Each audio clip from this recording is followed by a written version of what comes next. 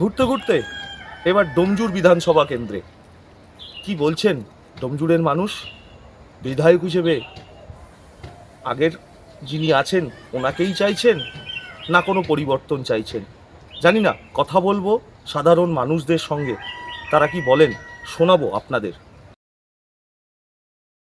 পরিষেবার এখনও খামতি রয়েছে, সেটা হচ্ছে আমাদের আপার নেতৃত্বের মানে কি বলবো কারণ হচ্ছে যে কাজগুলো দরকার, যেগুলো মানুষের পরিষেবা দরকার, ধরো আজকে এইখানের কয়েকটা মানুষের যে ক্ষোভ, যে পরিষেবাটা মিনিমাম দরকার সেইটুকু কিন্তু পৌঁছাতে পারছে না। শুধুমাত্র তাদের ওই একটা দলবাজি যাকে বলা হয়, মানে এই জায়গায় করা যাবে না, ওই জায়গায় করতে হবে, ওই জায়গায় করতে হবে, শুধুমাত্র এরা একটা শ্রেণীকে প্রাধান্য দিতে গিয়ে এই সমস্ত মানুষগুলো বঞ্চিত হচ্ছে যাদের প্রকৃতই প্রয়োজন। ঠিক আছে, আর বিশেষ করে বর্ষাকালে এই সমস্ত জায়গায় প্রায় 1 হাঁটুর ওপরে জল থাকে। এমএলএর কথা আমরা বলবো না, তবে আমাদের যে এখানের অঞ্চল সভাপতি আছে বিকাশ নস্কর, উনি কোনো রকমের সংগঠন বোঝে না, শুধুমাত্র দলবাজি কিছু মানুষকে একটা সংঘবদ্ধ করে রেখেছে, তাকে তোষামত করে নিয়ে চলে। বাকিগুলো কোনো সদস্যকে কোনো রকমের ভ্যালু দেয় না, কোনো মানুষকে সাথে সেইভাবে পরিষেবা বা তাদের কাছে গিয়ে বক্তব্য শোনার মতো তার কোনো রকমের ইচ্ছাও নেই। হচ্ছে আমাদের যখন আমার এখানে একটা কোর কমিটি করলো 400-500 ভোটে হারতো, তা আমরা তো যখন বয়সে লোকদের ডেকে নিয়ে কোর কমিটি করলো এমএলএ সাহেবের কাছে গেলাম, তখন বললো দাদা তোমরা তো পুরনো খেলোয়াড়, তোমরা একটু ডাকো। এইভাবে আমরা নামার পরেতে পঞ্চায়েত ভোট হলো। পঞ্চায়েত ভোটেতে আমরাই সব কিছু ঠিকঠাক করলুম, করে এনাকে সব সিট থেকে বার করা হলো। উনি ওনার একটা বাড়ির টেয়ারকে দিল সভাপতি করে, পরে জানতে পারলাম ওটা একটা বাড়ির টেয়ার, ও বাড়ির কথায় চলে আসে।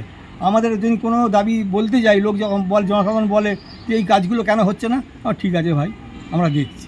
হ্যাঁ, যেন যাতে ও বলে আমাকে বলবেন, হ্যাঁ ওকে ও কোনো কথা শোনে না, ও খালি ও নিজের আখিরটা গোছাচ্ছে। বলতেন যে কোনো লোক আসুক, ভালো কাজ করুক, বয়স্কদের সম্মান দিক, এইটা আমি চাই। থাকলে ভালো করছে, আমি তো কিছু বুঝতে পারছি না। যোগাযোগ কি রাখবো, আমি তো অসুস্থ মানুষ, আমি তো ওনাকে চিঠি দিয়েছি। হ্যাঁ, এই সমস্যা নিয়ে ওনাকে আমি চিঠি একটা দিয়েছি, তার কোনো উত্তরেও আসেনি। খুব কি বলবো বলুন তো, কাজ হচ্ছে চতুর্দিকে দেখতে পাচ্ছি, কিন্তু কাজের মতন তো কাজ হচ্ছে না। এই যে আমার এখানটা যে সমস্যা, এই সমস্যাটা তো মানে হলোই না, মিটলই না। যেখান দিয়ে ড্রেন করার কথা সেই জায়গা দিয়ে ড্রেন হলো না, উল্টে এইটা দিয়ে ড্রেন করে রাস্তায় পাঠিয়ে দিল। হ্যাঁ, 5 পয়সাই খরচা কর, 10 পয়সা সম্পূর্ণটা বেকার গেল। প্রধান উপপ্রধান এসে আমার সঙ্গে বললো কিনা যে হ্যাঁ দাদা এই কাজটা সম্পূর্ণ ভুল হয়েছে। ক্ষোভ তো থাকবে, কাজ না হলে ক্ষোভ থাকবে না। এখন কোথায় কি কাজ করে আমাদের এখানে কিছু করে না। এখন যে না কাজ করবে তার তো পরিবর্তন অতি অবশ্যই দরকার। কাকে চাইছেন? যেই আসুক, যে আসুক সে কাজ করবে, তাকেই চাই, যে কাজ করবে। আমাদের কাজের মানুষ দরকার। কংগ্রেস পিরিয়ডে 30 বছর রাজত্ব করেছে এই ডোমজুর বিধানসভায়, কোনো মুসলিম প্রার্থী আমরা দেখতে পাইনি, কিন্তু এটা সংখ্যালঘু উদ্দেশিত এলাকা। তারপরেতে বামফ্রন্ট ওরাও প্রায় 34 বছর রাজত্ব করলো, সেখানেও আমরা দেখতে পেলাম না কোনো মুসলিম সম্প্রদায়ের কোনো প্রার্থীকে। বর্তমানে 15 বছর তৃণমূল কংগ্রেস চলছে, শীর্ষ নেতৃত্বের কাছে আমাদের আশাবাদী ডোমজুর বিধানসভা, সেই হিসেবে 2026 সাল বিধানসভা ভোট খুব নিকটে আছে। প্রত্যেক দল এটাকে স্ক্রুটিনি করে দেখছে যে কোথা কীভাবে কাকে প্রার্থী লাগানো যায়। সেই হিসেবে আমরা শীর্ষ নেতৃত্বের কাছে আমাদের আন্তরিকভাবে আমাদের এটা আশাবাদী, ওনারা ভাববার বিষয়ে আমরা একটা জায়গা দিচ্ছি যে ডোমজুড়ের মানুষ আমাদের আমরা যে গ্রামে বাস করি বাঁকড়া, এই বাঁকড়া থেকে 3টে অঞ্চল আছে, এই 3টে অঞ্চলে আমরা প্রায় 30,000 ভোটে আমরা লিড করি। টোটাল বিধানসভার মধ্যে 30,000 ভোট যদি আমার গ্রাম থেকেই আসে।